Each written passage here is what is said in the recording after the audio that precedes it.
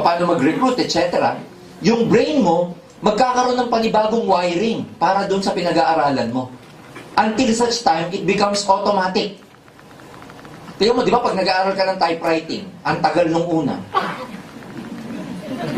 Yung para dito sa left side na type, ang pang-type mo, yung right.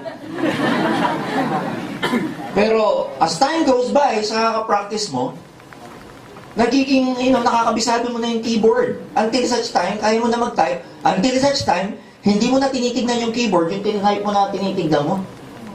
Ang especially amazed ako dyan sa LTO. Pag nag-renew ka ng lisensya, tikin mo na sa LTO kung ano-ano ginagawa. Pero pag kinuha mo yung registration mo, tama eh. Ang galing!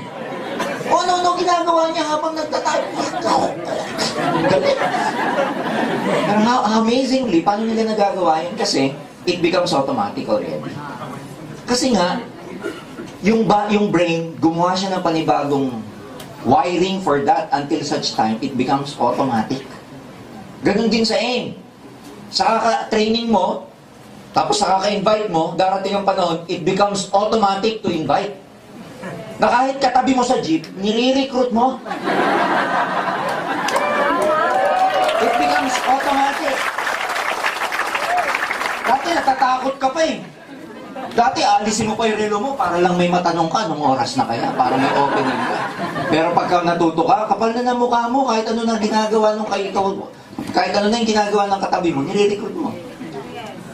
May makatabi ka sa food court, nire-recruit mo. It becomes automatic. May masalubong ka sa galeria, ngumiti sa'yo, ngumiti ka, tapos siya. It becomes automatic.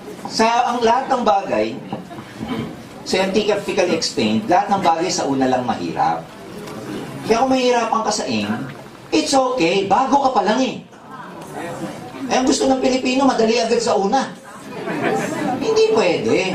Kaya kung tatanungin mo ako, sir, mahirap ba? Oo, kasi bago ka eh. Pag automatic na sa'yo, madali na.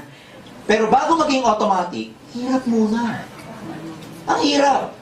Kasi again, yung brain mo, nag-develop ng panibagong neural pathways for the new skills. Pangalawa, meron yung brain na tinatawag na mirror neuron. Sabihin nyo, mirror. Mirror neurons, kaya niyang kopyahin parang salamin kung ano yung nakikita niya parati. That explains why pag uwi nyo minsan, tingin mo sa kisame, bilog-bilog. Diba? Tingin mo sa kaopisina mo, global package. Hindi mo nakikita yung mukha, nakikita mo GP. Mirror neurons, ibig sabihin yun, yung capacity ng brain na mapag-aralan, matutunan, makopya, lahat ng nakikita niya, lalo na yung lagi. Kaya nga, di ba, makikita ninyo, sabi nga nila, tayo po ay reflection ng environment natin. Kung ano yung nakalakihan mo, yun ang reflection mo. Kasi nga, meron tayong mirror neurons na nakokopya natin kung lagi natin nakikita. Kaya pag sa environment mo, lumaki ka na laging nagmumura kasama mo sa bahay, paglaki mo, palamura ka rin. Napaka-simple sa'yo nung kada statement mo na lang may PI sa dulo. Kasi yun yung nakalakihan ng environment. So, in other words, yung skill set, madali ito eh, kasi napapag-aralan lahat ng bagay. And just putting it into action equals success. Ang mahirap sa tao yung baguhin yung mindset. Kasi dito sa mindset, nandito yung tinatawag na programs mo. Programs, nandyan yung belief, nandyan yung paradigm, nandyan yung patterns mo. Mahirap baguhin to kasi, unang-una, kinakalakihan na natin. Marami tayong wrong programs eh. Wala tayong tiwala sa sarili natin. Programming natin, na lagi natin inisip, ang buhay, linya-linya. Yan, mga wrong. Ano yan eh? Self-limiting belief. Marami tayong nilagay sa sarili nating self-limiting belief. Ano yun? Mahirap kumita ng pera. Kasi narinig mo nung bata ka. Pag umuwi yung nanay at tatay mo, hirap kumita ng pera. E bata ka, paano ba malay mo sa pera? Kaya nung nakalakihan mo, tingin mo sa pera, very scarce. Kaya meron kang scarcity mentality. Iniisip mo ang hirap, ang buhay na, hirap ng buhay. Na mindset kang hirap ng buhay. Kaya nung paglaki mo, tingin mo sa buhay, mahirap. Programming yun. Oh, ang buhay, swerte-swerte lang. Isipin mo yung program na yun. Eh di kawawa naman yung malas. Di ba nakuha niyo ba yun? Alam mo, ang buhay, swerte-swerte lang. Alam mo gagawa ng swerte at malas, ikaw din. Kasi kung gumawa ang Diyos ng malas at swerte, unfair naman niya, ba't siya gumawa ng malas? Eh di ba sabi, everybody's created equally. Pareho lang. Kaya kung isipin mo malas, ang buhay malas lang, if that's how you treat life, then ladies and gentlemen, you're not in control of your life. If you want to become successful financially, you have to take control. Tonight, madami tayong mga mindset, madrama sa buhay. Dahil natin drama. Mahirap lang kami. Drama. Dahil kami ng mahirap. Nakaukit na sa mga palad namin pagiging mahirap. Pag tinanong mo, paano mo nasabi? Tingnan mo nakaguhit o letter M. Mahirap. M ang palad. Pwede mo naman isiping mayaman, bakit mo iniisip mahirap? Alam mo, malas talaga ako. Malas, ay ito, letter M, malas. Nakuha niyo ibig sabihin, self-limiting belief yung mga yun. Yung narinig natin na mahirap ang buhay, etc. That money is scarce, hirap kitain. Na ang pagyaman may pinipili, na ang pagyaman hindi para sa lahat ng tao. Self-limiting belief yung, kontento na ako. Ayan. Maraming tao magsasabi, gusto ko na simpleng buhay, kaya ayoko yumaman. Sa loob-loob ko, hindi niya alam mas simple mayayaman. Alam niyo ba na mas simpleng buhay na may pera kaysa walang pera? Kasi pag may pera ka, siyempre pag may pera ka, may katulong ka sa bahay, may yaya ka. Pagising mo sa umaga, luto na pagkain. Simple.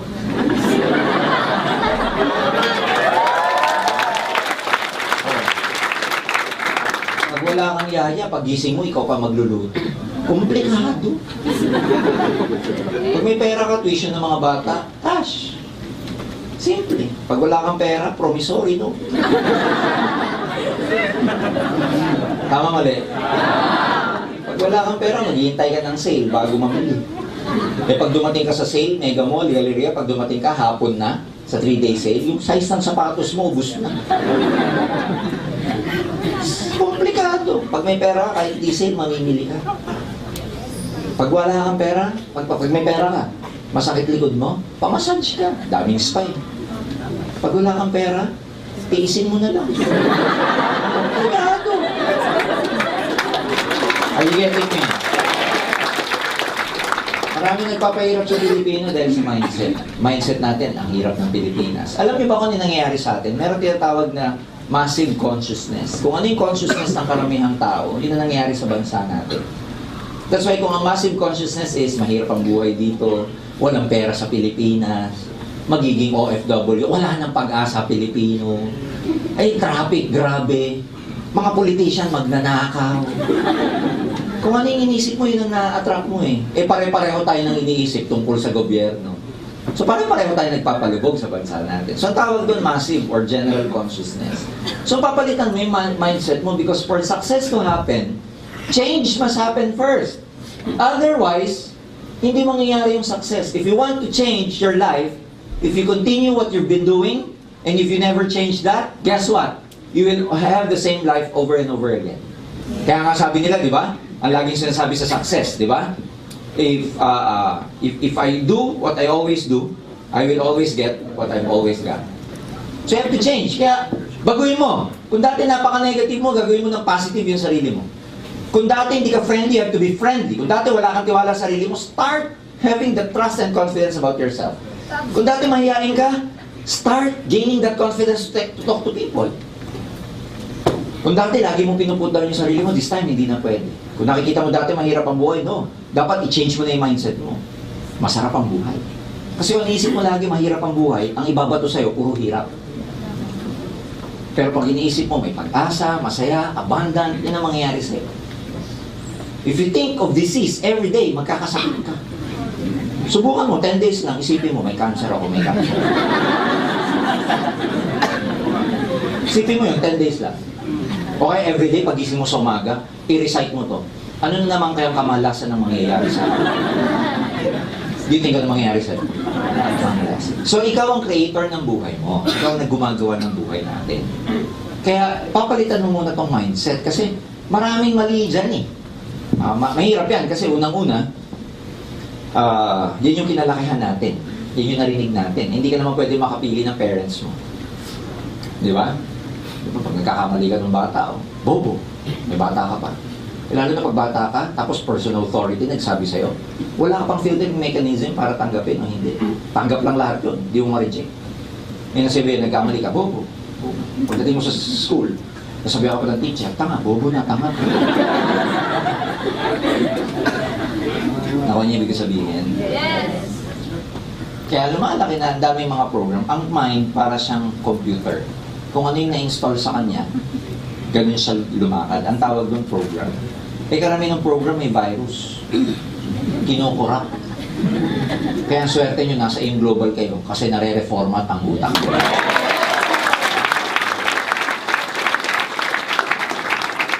Marami pa tayong social conditioning. Na-condition tayo because human as we are, ang tawag sa atin social creatures. When you say social creatures, yung nakakapag-adapt tayo kung yung nakikita natin sa society natin.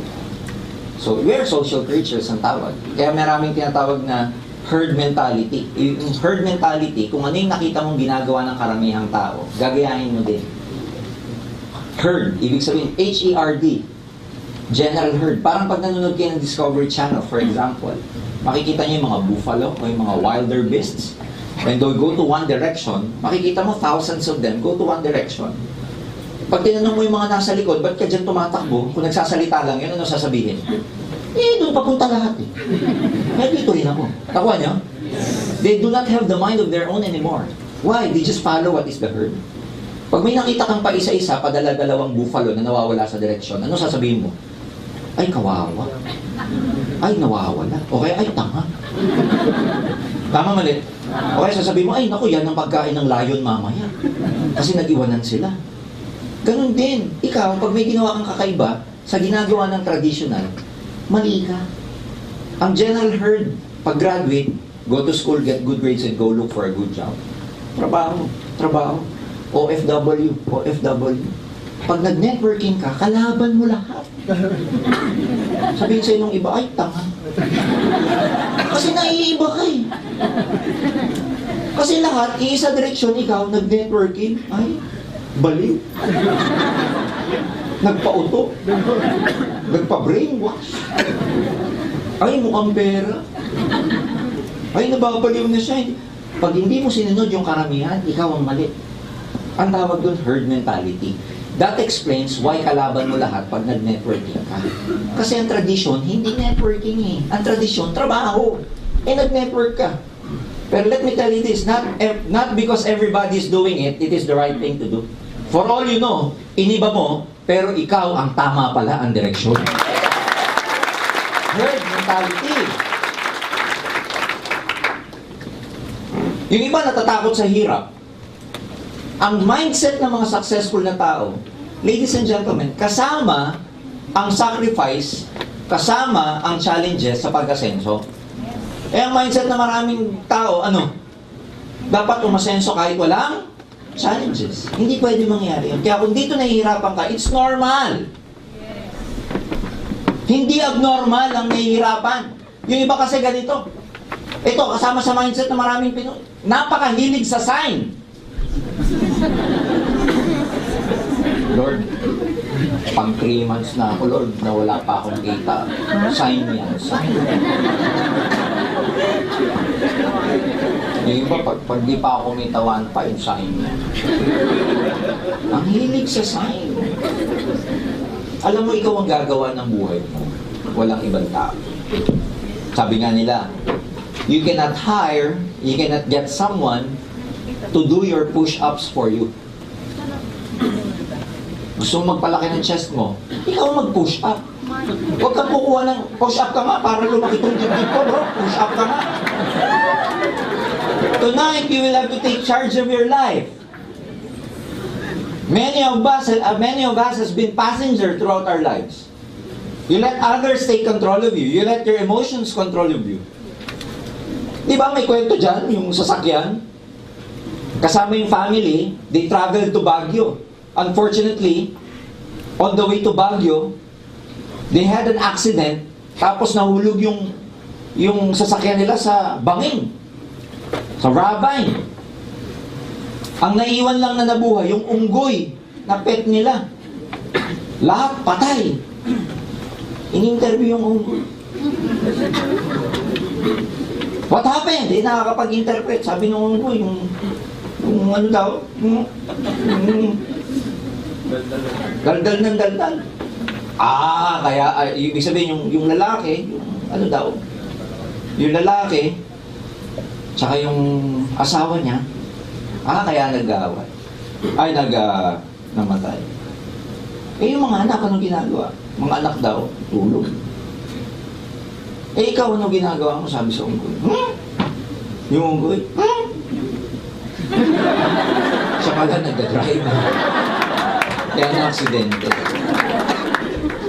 How many of us let our monkeys drive our life? How many of you let your dramas in life drive your life?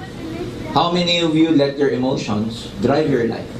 How many of you let your past drive your life? Ayoko mag-network.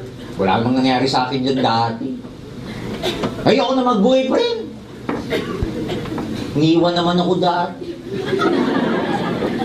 Ayoko na mag-girlfriend. Tinutime ako. How many of you let your situation in life drive your life?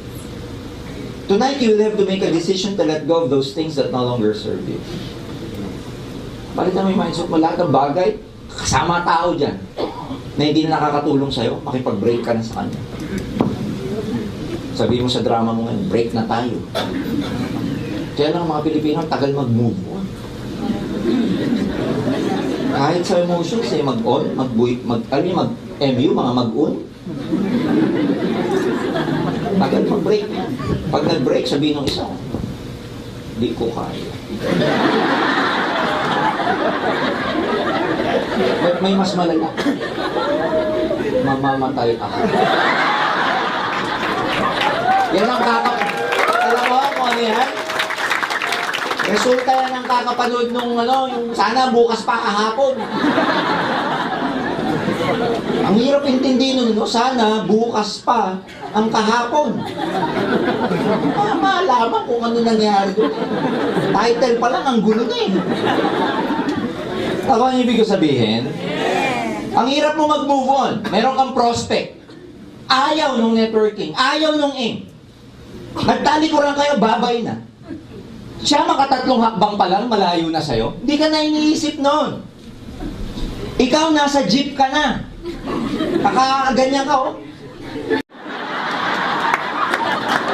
Ang layo na. Kumakain ka na. Bintik siya, babalikan ko siya pag mayaman na ako. Natutulog ka na. Ang sama niya. Panaginip mo siya pa eh. Ilan sa inyo, pero biro, ang nireject, nakatulog na at lahat, dala-dala nyo pa rin. In fact, 3 months na kayo, nasa dibdib nyo pa. Can you imagine? Can you imagine, wasting your energy, wasting your thoughts and feelings over people who don't care about you? Nakatalikod na yun. Limot ka na nun, pero ikaw dala-dala mo. Tama, mali? You will have to change your mindset. You will have to change before you become successful. Kailangan mo magbago. Kasi kung ano yung sitwasyon mo ngayon, dalayan kung ano ka at sino ka. Sa ayaw at sa gusto mo. Kaya kung gusto mong baguhin ang buhay mo, isa lang ang babaguhin mo, ikaw. You cannot change your partner. You cannot tell your wife, ikaw kasi ganyan ka eh. Hindi ka na tell that to your parents, kayo kasi nilabas niyo ko nang hindi pa kayo handa eh. You cannot change your daughters na ikaw kasi ang gulo-gulo. No. For you to change your world, you have to change.